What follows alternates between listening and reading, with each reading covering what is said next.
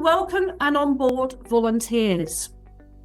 So this phase really helps the volunteer to find their place in your organisation so they can contribute more productively. So relationships are at the heart of volunteer engagement and involvement. It's really important in your role that you have the time and the resource to actually get to know your volunteers so you can engage with them well, you can get to know them well and keep them involved. And volunteers need to experience a warm welcome and a positive onboarding. And this is a critical phase of the volunteer life cycle. What you're doing in a sense is setting the stage for what's to come. Done well, it will help you retain volunteers for as long as you need them. And not done well, your volunteers will often drop off your program more quickly. So the onboarding process, so this is steps from the offer to the first month to make volunteers feel welcome. So think about in the initial month, you really want to make sure that volunteer knows they can come to you if they have any questions or any concerns at all, that you're their go-to person. And you need to have that time available to make that actually happen. As that first month is really critical for setting the scene for that entire volunteer life cycle. So induction activities. So is it introducing the volunteer to their role, their workspace and their team? It's really super helpful if you can introduce them to a volunteer that you could buddy them with. So they've got someone they can volunteer with ideally for the initial few weeks or first month. So engagement strategy, so maintaining volunteer commitment through effective communication and support. What does that look like for your organisation? What's your reality? What's realistic for you? Is that, for example, a WhatsApp group that you can engage your volunteers through on a regular basis, say once a week or whatever's going to work with your availability? Is it through social media posts? Is it a newsletter? Well, how are you going to engage volunteers? A really useful way for helping you design effective engagement strategies is to ask your volunteers when you recruit them how they want to be engaged, how they want to be communicated with, and what sort of support they're looking for as well. I think going back as well to onboarding, the more you can set those expectations early on, the better that volunteer life cycle journey will be.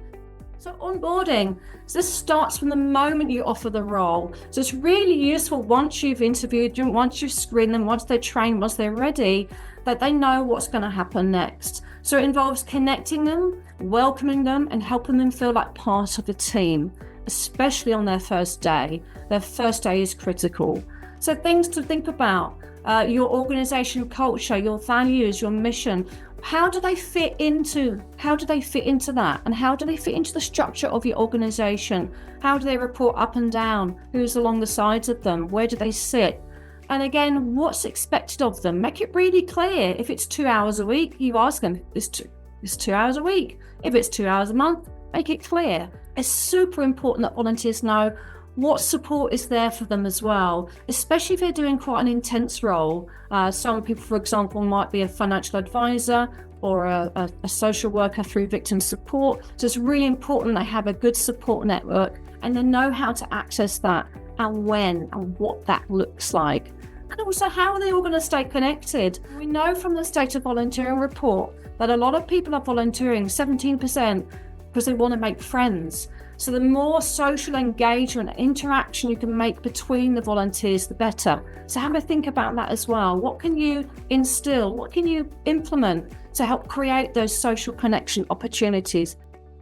So induction, it really significantly improves retention, and it does help keep that performance at the level that you need and reduces issues and errors and mistakes as well. People understand what's expected of them, when, how and why. So simple things you conclude in your induction. This could be on the first day of their first shift or could be done separately. Is that give them a tour of where they're going to be actually volunteering, show them where everything is. An organisation overview is really useful as well. Don't overwhelm them with this. I don't want to give them 50 or 100 page sort of book to read, but give them the key points, the salient sort of elevator pitch points. What's really important as well with your organisation overview is how the volunteer connects their impact to your purpose, your mission and your values. And policies and procedures. There's a really fine balance here of not overwhelming people with too much information. You can see people's eyes sort of glazing over sometimes when they have a great big induction manual or volunteer handbook to read.